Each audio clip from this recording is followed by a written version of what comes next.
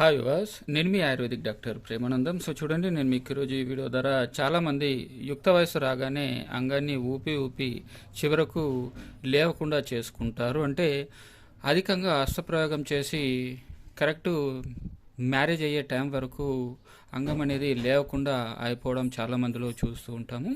So ఇలా అధికంగా అస్త్రప్రయోగం చేసి అంగానికి సంబంధించినటువంటి కండరాలు నరాలను ఎక్కువగా రాపిడి చేసి అంగం స్తంభించకుండా చేసినటువంటి వారికి ఈ యొక్క గృహ చిట్కా అద్భుతంగా పనిచేస్తుంది.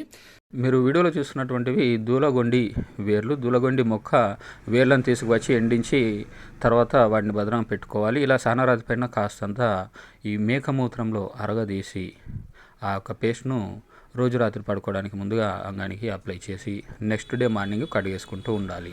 ఇలా చేయడం వల్ల ముందుగా చెప్పినటువంటి సమస్యలు పూర్తయిపోతాయి. వీడియో పూర్తిగా చూడాలనుకుంటే కింద కామెంట్ బాక్స్లో లింక్ ఉంటుంది, ఓపెన్